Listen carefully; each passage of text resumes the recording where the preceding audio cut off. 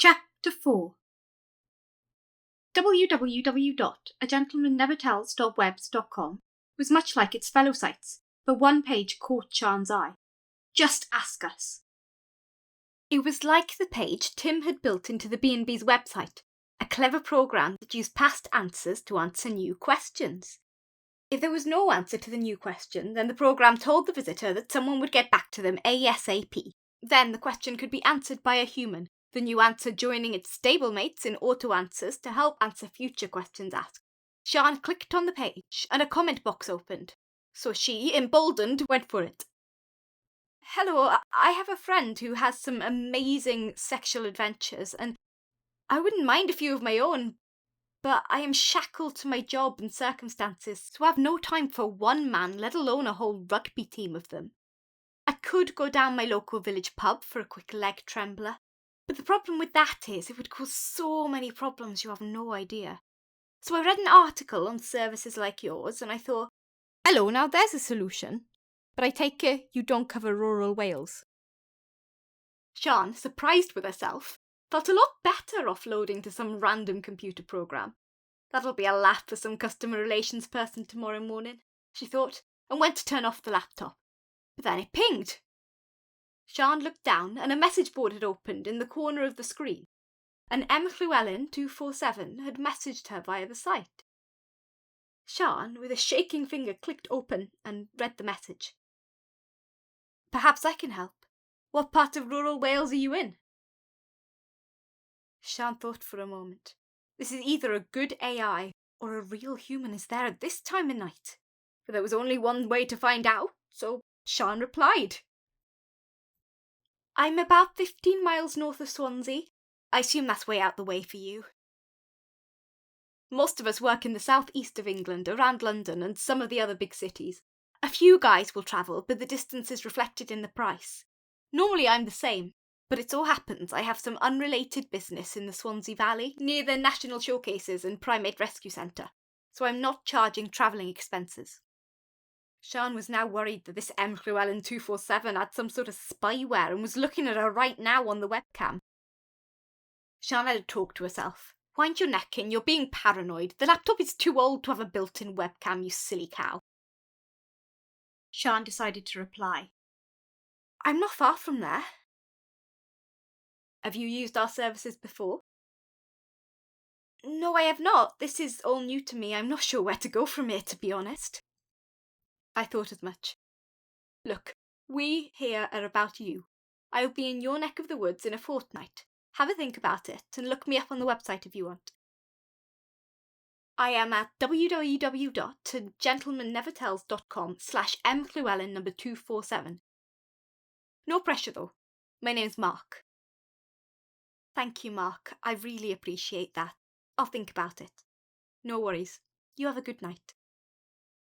Thanks, Mark. You too. Sian shut the laptop down with a big wow out loud. She was a mix of emotions. Fear, excitement, desire and intrigue. I just spoke to a real-life gigolo. Perhaps I can get a real-life unicorn to carry me up to bed.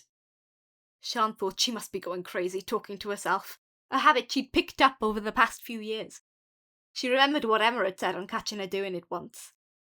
But then took comfort in what she had told her. Don't panic, Sian. You can talk all you want to yourself. It's if you start having replies you have to worry. Sian heard the old grandfather clock in the hall chiming 2 a.m. and knew there would be no real-life unicorn coming any time soon. Sian drummed her fingers on the old pine office table, going over what had just happened. One thing was sure. She wanted her heart rate raised, and she'd got that. She felt her inner anxiety demons mobilised for a field day, and wondered if it was blind luck or if Mark had some Jedi-like skill in cutting their correspondence short and putting the ball in her court.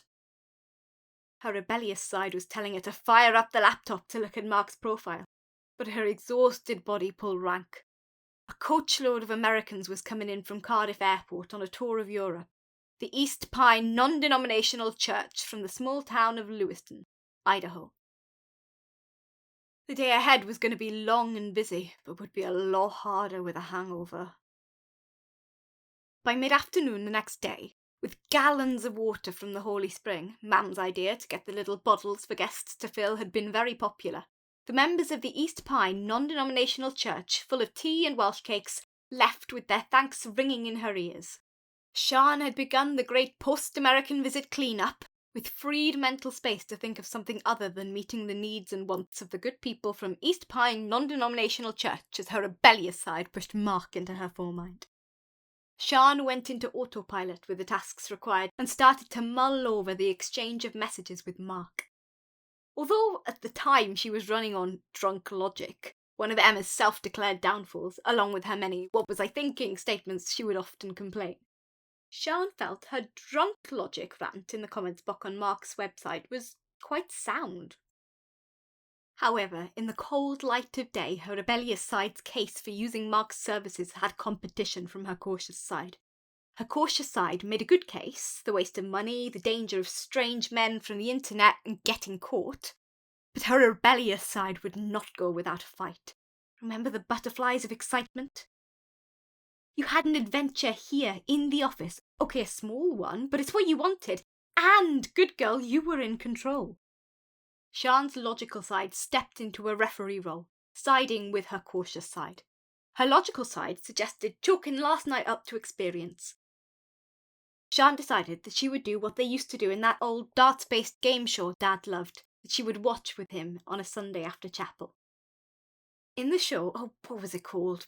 The contestants partook in elimination rounds until the last round, where they competed for a mystery star prize. If they didn't win the game show, what the hell was his name? Jim Bowen in Bullseye, that was it. Jim used to tell the contestants, come and see what you could have won, and then show them a car, a boat, or whatever the mystery star prize was. It was only fair to let Mark know her decision after his consideration for her feelings. And it would be a consolation prize to see what Mark looked like at least. Sian decided to treat herself to a well-earned cup of tea and a sit-down. She put a load of bed linen in the washer-dryer and while the kettle boiled, got her phone out. With Janet finished for the day, Emma on a day off and Mam at some church event, the coast was clear, and Sian went to Mark's page on the site. Sian found a search bar labelled Find Host and typed in the link Mark had given her. The blue buffering circle came up as the page loaded. Then, Mark's head and shoulders profile picture looked back at her from her screen. Oh my God, Sian thought. He was the embodied of tall, dark and handsome. Sian went to message Mark and a login or sign up page loaded. Typical, thought Sian, and started to sign in, then said aloud, oops, not a good idea to sign up with the B&B's email. Sian laughed and signed up with her personal email address. The B&B's email? Now that would have taken some explaining, she chastised herself. Sian read Mark's profile description, which matched his looks in being ideal. He sounded too good to be true. Well-travelled, cultured, self-educated, spoke several languages and was a classical-trained French chef. Her rebellious side came back for another go with, look at what you're missing. Her cautious side retorted, it's a fantasy, he might not be like that. He's selling a dream. But is that not the point? Sian read on Mark's profile's client reviews. If they were to be believed, he was as good as he sounded. He seemed to know his job, that was for sure. A review jumped out at her from a woman calling herself Zoe. I married young, and the children soon followed. At first things were good, but that was short-lived. I spent 15 years in, now looking back with hindsight, an abusive relationship. My ex never laid a finger on me, but he was abusive in every other way. In the end, he left me for another woman. To say I was broken was an understatement. Good friends rallied round, and they helped me a lot. Shoulders to cry on, practical support, and so on. They dusted me down and said I should get back on the horse, get myself a new good man. They meant well, but I was far from ready at that time to get on the dating merry-go-round. I'd read horror stories about chancers, players and scammers, and I could do without that in my life at that time. Plus, I had the children to think about, and never mind I had no time being a single working mother. But a girl has needs. Pamper spa days with friends are good, but not what I needed. I was a nervous wreck on meeting Mark. He was wonderful. He put my mind at ease and we had a lovely time. We went to see a play that Mark had recommended and he thought I would like from our chats. And then for a wonderful meal at a small French bistro. It was a far cry from what I had had for years. The latest action movie in the local multiplex, and then down the local curry house and a lay back and think of England to round the night off. I had a few more appointments with Mark, all on the same level as our first. Mark did more than just give me what I asked for. He gave me back my confidence and the strength to get back on the horse. I am now remarried to a wonderful man, and I can't thank or recommend Mark enough. Sian reread Zoe's review. It was certainly heartfelt, and though she and Sian had travelled different life paths, they had similar needs. And if Mark could do what he'd done for Zoe, then it might be worth meeting him after all. Sian was deep in thought, her two warring sides in mortal combat that was too close to call. Sian was pulled from her thoughts when her phone pinged and a new box appeared on her screen. The new box asked Sian if she wanted to book Mark's services. Sian thought, why not? You only live once. The risks are low, but the rewards are high. If Emma had been there and knew, she and her rebellious side would have high-fived each other. Well, Sian girl, it's game on. So how are we going to work this? She clicked on the link in the new box and a booking form opened. Sian ran through the logistics of a meeting, and it would take some juggling, but it was doable. But what do I want from him? Sian opened a message box and messaged Mark. Hi Mark, I would like to book you if that's okay. I've booked for 2 hours on your calendar on the 15th at 3 p.m, if that's okay with you. You wrote that you would be in the area around then. I'd like to meet at the hotel bar at the motorway services, just off junction 43A on the M4, if you know it. I'd like to just meet for a drink and discuss what I would like on the day. I signed up for the invoice service as well. Sian. Sian stared at the screen with its message sent display. Her cautious side shook its head. Well, it's done now. You have a date. Sian, with her cautious side fueling her paranoia, looked at her online banking to check her balance. There was the usual stuff, but there was one strange outgoing. GMNT Holdings. Sian's anxiety hit max, then came back down again when she saw the amount. You silly cow, she laughed to herself. Of course they're not going to put rent to man, are they? Nice touch, though. Sian remembered why she had come into the kitchen and made herself a cup of tea, still deep in thought. She had 2 weeks until the 15th, and there was a lot to get into place ready for her meeting with Mark. Her excitement grew. I can do this, she thought. She took a sip of her tea and started to plan her afternoon. It would be difficult, and she'd need to tell a few fibs, but that could not be helped. Sian didn't like to lie, but she justified this to herself, as no one was going to get hurt, even if they did find out it was her business after all. As she took another sip of her tea, her phone pinged with an email alert. She took it out and opened her mailbox. There was a new email from an unknown address with the heading, About the 15th.